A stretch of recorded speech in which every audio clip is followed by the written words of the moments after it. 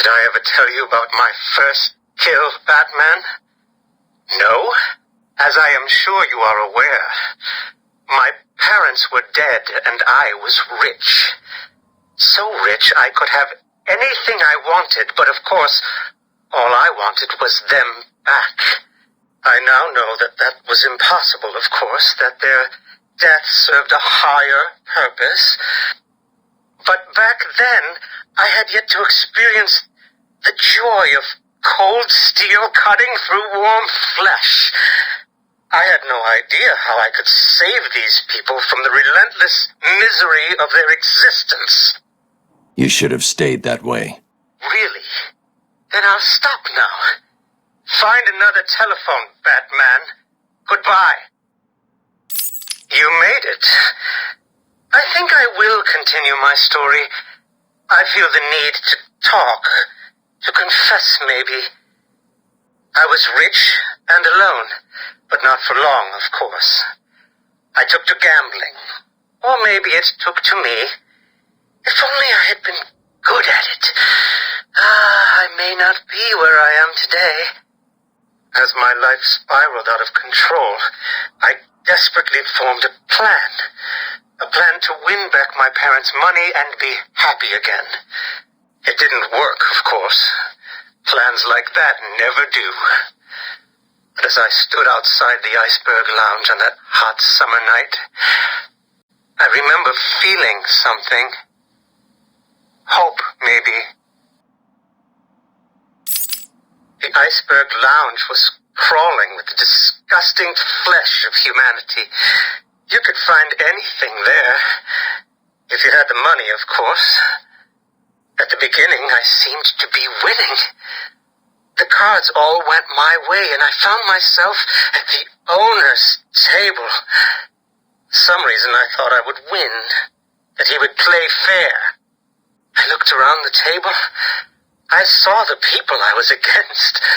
Card sharks, thugs, princes, and the disgusting midget who ran the place. One by one, they all lost or folded. The chips were piling up, and it was just him and me. They called him the Penguin, even back then. He had both eyes, of course. That little accident hadn't happened yet. And both of them were looking at me when I put down my cards. 6 of clubs. 6 of diamonds. He looked scared. He leaned forward, and I could smell the cigar stench on his breath. The 6 of spades, and finally, the 6 of hearts. I felt good. And then he started laughing. He belched out smoke, and he put his cards down on the table. Card by card, my heart sank. A 3, a 4, a 5, a 6, a damn 7! Straight flush ended me there. I was lost and thrown out into the city to die, penniless. Can you imagine what it was like, Batman? I was numb. I'd lost everything, and I was alone, crying like a baby staggering through the streets of this city, until I found the answer that I had been looking for. I stood there on the Sprang Bridge, looking out at the sea. I felt the warm breeze on my skin, and it felt right. I looked down and imagined myself falling into the blissful arms of my mother. And then he appeared. He held out the knife and demanded my money. My money! Can you believe it? I looked into his cold, desperate eyes, and I saw something familiar. Something inevitable. I saw oblivion. I saw that we are all the same, stuck on a miserable loop that demands salvation. So I gave it to him. Can you imagine the vagrant's surprise when I grabbed his knife from his hands? It was instinctive. It was beautiful. In one movement, I sliced out his throat and gave him the gift of salvation. It happened so fast, but I felt every joyous sensation. The blood sprayed over my face, and I saw what little life was left in his eyes leave. But then it was over. I felt lost. Like it had been meaningless. That no one would acknowledge my sacrifice. And then it happened.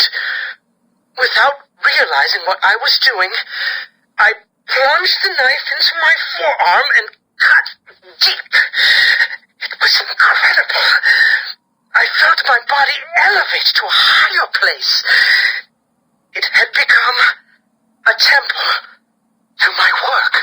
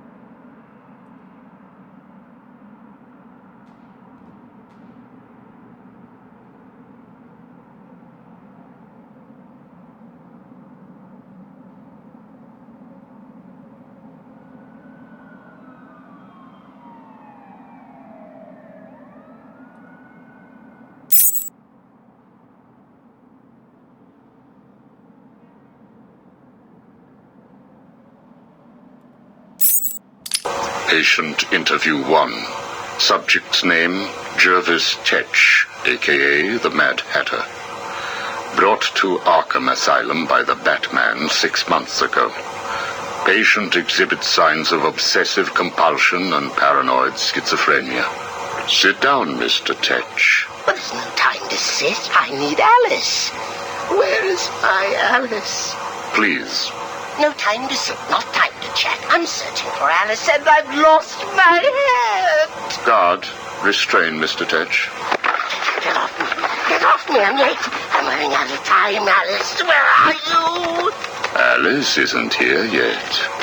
Just relax, Jervis. She will be here soon. I promise. But Now, would you like some tea, patient?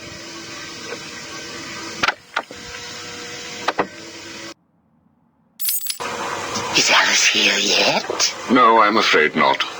Let us talk while we wait. You and I have much in common, Jervis. Really? Do you know Alice too? Unfortunately not. You and I both share an interest in the mind, do we not? I studied your papers, Jervis. You are quite brilliant. Truly an extraordinary mind. Oh, it doesn't matter. It's all just chemicals and synapses and rabbits and... Oh, where is Alice? You need to focus. Think about your work for a minute. You theorize that there is no such thing as free will, that you can change a man's allegiances, his motives, emotions, all of what we believe makes a man, with chemicals. Your formula was really quite brilliant. That's why I used it. Well, how did you get it? Did Alice give it to you? Wicked girl. nasty little thing. Is she here yet? Soon, Jervis, soon. She... Oh, you told me that Alice would be here. She is, Jervis. She's right here. Alice? Alice, come out. Don't pout. Don't make me shout. Alice, come out. Where are you? Take a look at the pictures, Jervis. Oh, who are these people? Look again. Oh, I don't know who they are. Oh, please, is Alice here or not? Look at the first picture. Look at the dress she is wearing. Look at the hair. It's Alice, isn't it? No. It can't be Alice. Alice has nice yellow hair and isn't covered in blood. I think you know exactly who this is, Mr. Tetch. I think you remember the night you lured Stephanie Williams back to your research lab. How you offered her tea. What happened then? No. You killed her, didn't you? No. She went first. It's okay, Jervis. It's all right to remember. How many Alices were there? I can't remember.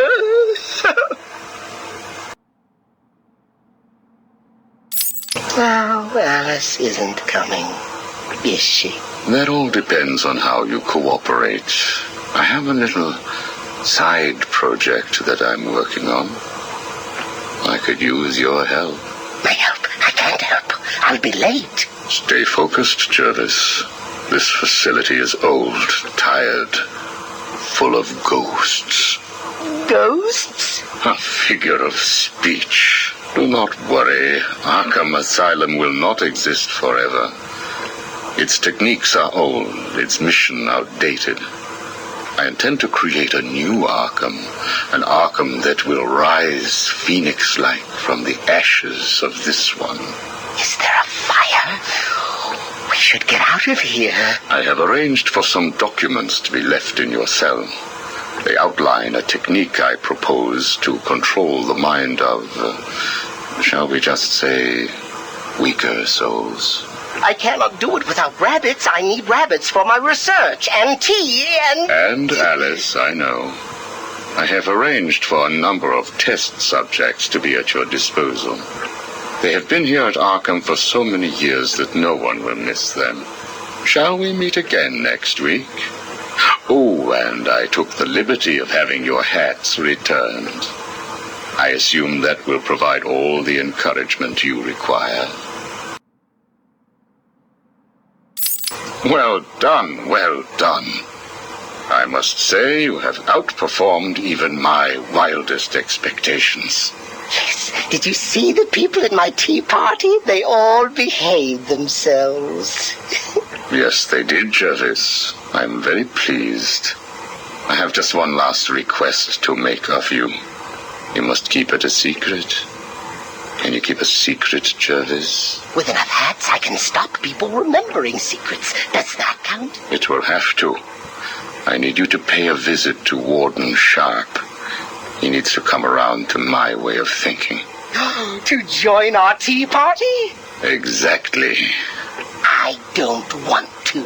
Of course you do. How else will you get to play with Alice? What? I have a new assistant for you, Jervis. I had her brought in specially. Look at her. She's just through there. Oh, it's Alice. She's here. No, what are you doing? I need to see her. And you can, as soon as you do what I asked. Can I keep her? Of course. She'll be all yours. She's Alice.